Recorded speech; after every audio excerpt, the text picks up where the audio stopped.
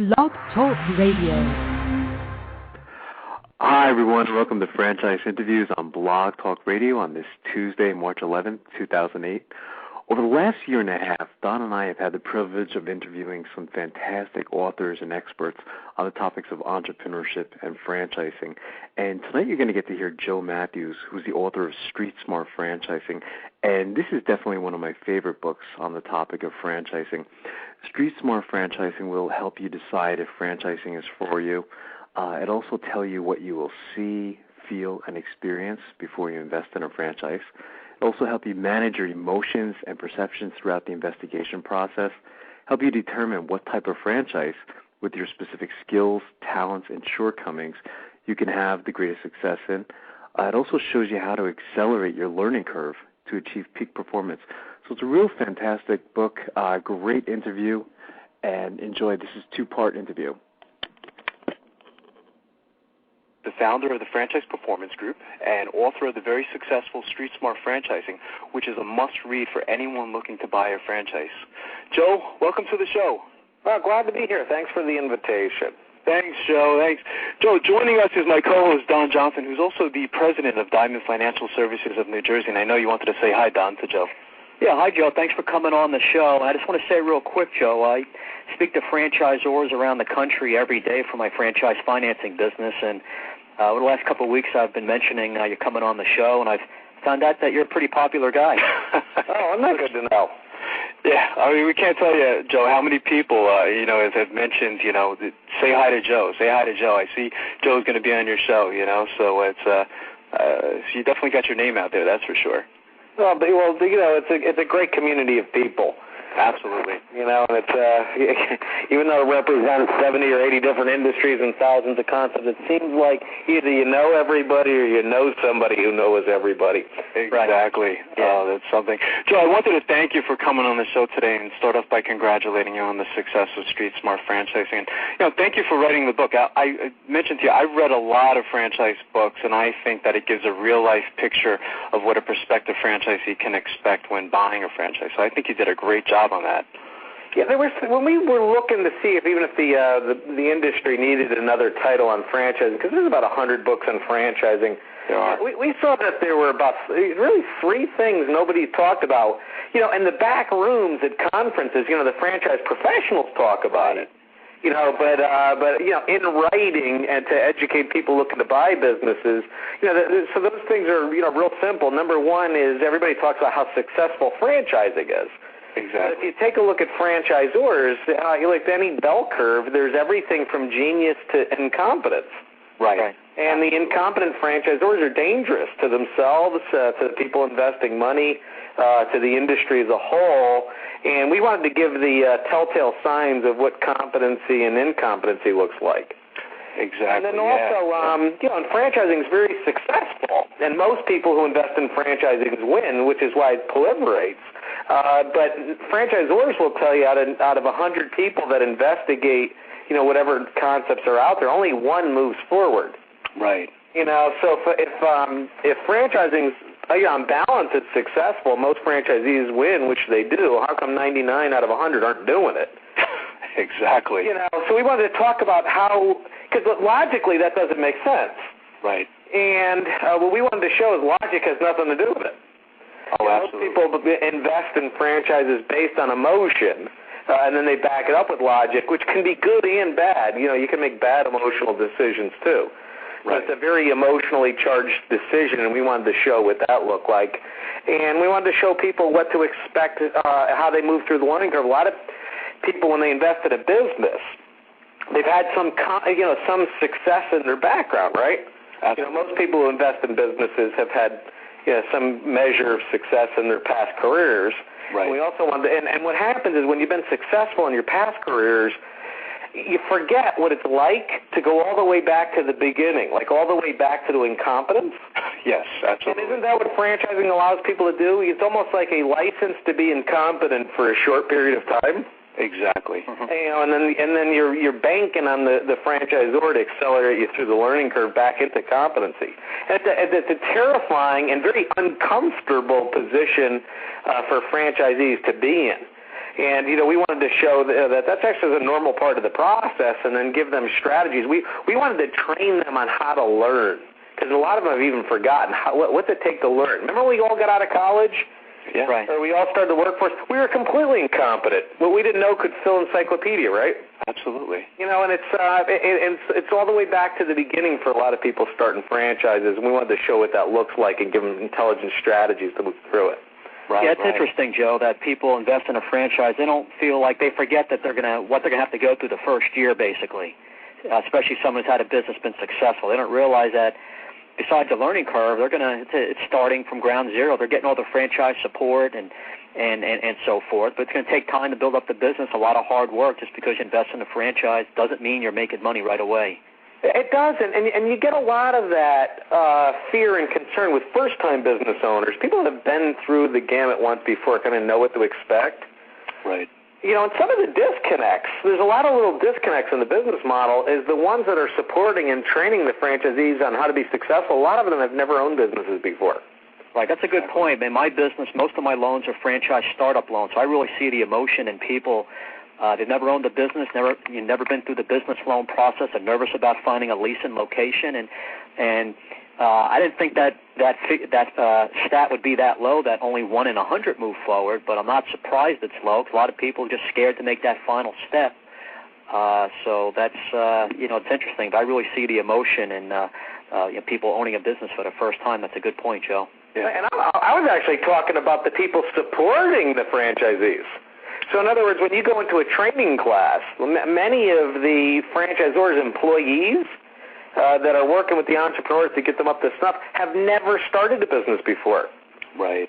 Yeah, they actually don't know what it's like. Theoretically, they may, but many of them have never been there. So there's a lot of little disconnects in franchising that we wanted to point out. Not bad, like there's nothing wrong, but just things you need to pay attention to, which may get in the way of meaningful support and meaningful training. Exactly. Right, it's part of the due diligence. You got to sometimes take it one step beyond to think of that aspect. How experienced are the people at the franchise or corporate office? Absolutely. Yeah. Yeah, and I guess that's why you started the Franchise Performance Group too, as well, Joe. Right? To, I guess, educate. Working with franchisors and franchisees, kind of like help them understand each other. Would you say? Yeah, well, I started the Franchise Performance Group because I never really heard in franchising too much, other than the very experienced franchisors, that franchising itself is a business unto itself. Right. In other words, you always hear, like, if you actually were to look up franchising, what the franchise in the Webster's Dictionary, right, they're going to say it's a legal relationship. They define it as a license to do business. Exactly. Okay, well, it is a legal relationship when it breaks down, right? Like when the franchise agreements come out on both sides, there's a problem, right? Exactly, absolutely. So that's a pretty crummy definition. Sure, it is. And the other books out there, kind of define franchising really as a distribution model. Now, I don't know if you ever worked the franchisor side of the house, but when we always, I used to be, most of my career was with franchisors. You can't treat your franchisees like points of distribution. Right. Like, shut up, you're a distribution point. What do you know? Exactly. And they get pushback. So what happens is franchising is a deeply committed personal relationship, and that trust is critical. And what we found, and the reason I started the company, is that people that are really skilled at franchising understand that franchising is a business all unto itself. In other words, you could be a great restaurateur, a crappy franchisor, and everybody fails. Exactly. And it's just not enough to be a good restaurateur or a good specialty retailer or a good anything. You got to be brilliant in the business of franchising. So we started that company with the intent of what does excellence in franchising look like, and how do we bring that to the franchisors so they can be excellent too? Absolutely. It sounds like it's this great line from the Godfather, Joe, is where you kind of like help the ship sail in the same direction almost, between the franchisor and the franchisee. Well, the fates are intertwined. Right, absolutely. Yeah, because if they don't get it going in the same direction, another great line from the Godfather is leave the gun and take the cannolis. Yeah, there you go. There's going to be a dead body. Absolutely. Yeah. Oh, that's something. I know you had a question, Don. Yeah, Joe, tell us about what you do to help franchisors and franchisees in your business. I mean, we've been discussing it a little bit, but what's really the key answer to that? Well, there's three main areas that we help. We help the franchisees primarily through helping the franchisors. So most of our work is driven by the franchisors. The first thing we do is we teach them how to recruit franchisees, and that sounds like something they should already know how to do. But you'd be shocked to learn how many franchisors let into the system that they would never hire to run the same unit. Yeah, I see it every day. Yeah. Right. You know, and the reason is franchisors typically, unless they're reminded, they don't look at the franchisees as key management. So they don't take them through an interview process that they would take them through if they were going to hire them. You know, if they were going to give them a VP title.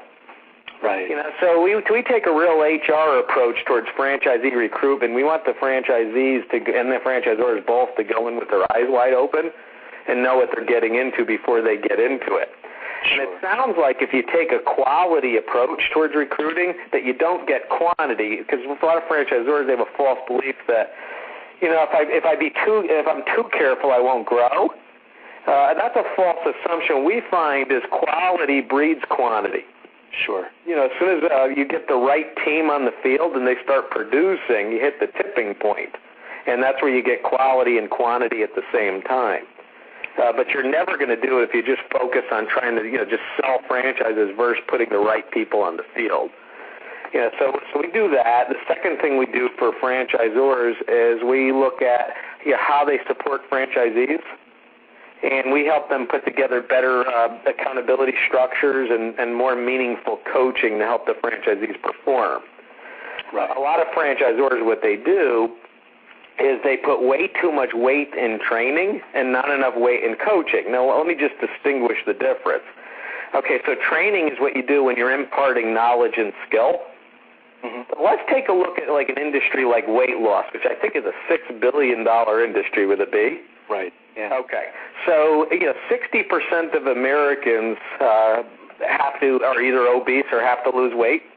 Right. Okay. So how do you lose weight?